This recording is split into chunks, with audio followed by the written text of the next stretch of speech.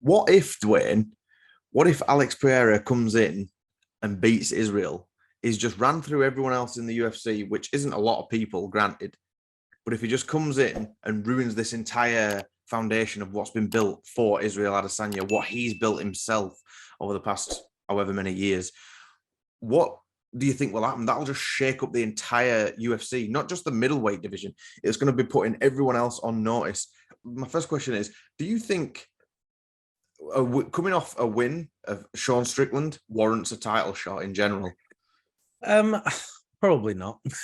In all honesty, probably not at Yeah. all. He doesn't really deserve that title shot. But the thing is, the UFC is not just a sport, is it? It's an entertainment sport. That's what it's all about. And when he's had these two defeats over Israel, one by decision and one by knockout, it's a story that's interesting, isn't it? And it's one that sells.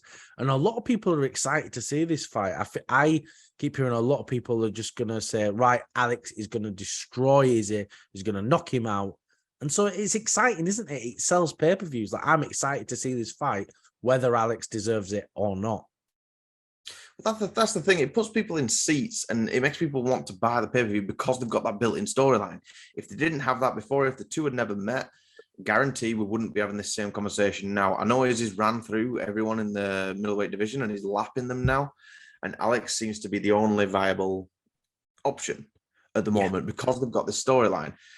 But my question is, like, if Alex wins, it's a big if he does, that opens up so many doors. Like, if it's a dominant performance, Israel's probably going to get the rematch like you normally do with champions when they lose.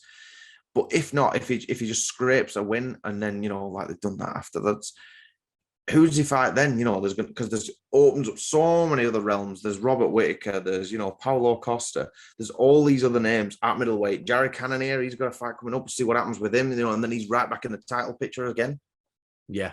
100%. And that's my main issue with Pereira winning. If Pereira does knock out Izzy, I think the problem is the second he goes up against anybody else in this division, he likely loses. Yeah, fine, he beats Strickland and all that kind of stuff. But if he fights Costa, Whittaker, Cannonier, even Marvin Vettori, I feel bad now. I've just crapped all over Vettori. Even Vettori could maybe beat him.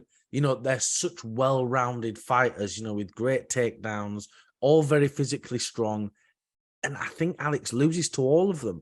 So it's kind of why I don't want to see him have the belt, because if he does, we either just get a rehash of Izzy versus Alex, or he gets destroyed. Maybe I'm wrong. Maybe I'm being a bit too rude here of Alex, but I just don't feel like he's well-rounded enough of an MMA fighter to beat someone like Whittaker. Like Whittaker, I genuinely think destroys him. I think he's just going to absolutely school him. You've come to my sport and I'm going to dominate you.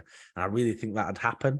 But then and then what happens is, will we just come back to where we are? Say if Alex does lose the belt, then Izzy will come back and beat every guy again, and then we're back to where we started. So it's almost kind of like, it's somewhat of a pointless fight. This, in reality, it does feel like you'll get back to the same place, but it does free up the title picture, at least for a little bit.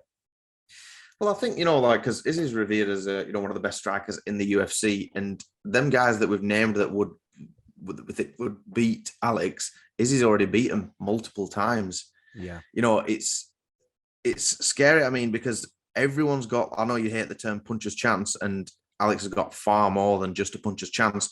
Yeah. But at the end of the day, it's a fight. Everyone's got a chance. You could have the number 15 ranked against the champion, and they've still got that chance of doing it.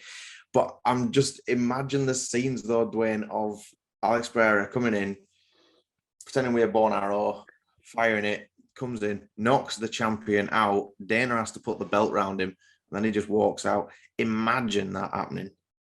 It's like it just take over though. The press conferences, everything would be on fire.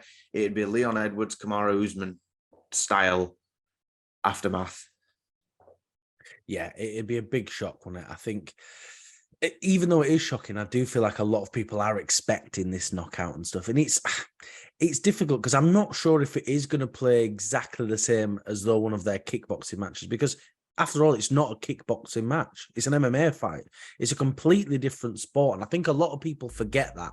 You know, the stances are different, the style's different. There's a lot more can happen. The ring size is different. There is so much in play here. But it is exciting no matter what, isn't it? It's an incredibly exciting fight, and I'm just curious what's going to happen next. But I do think that's all we've got time for. If you can like, comment, and subscribe, it really does help us out.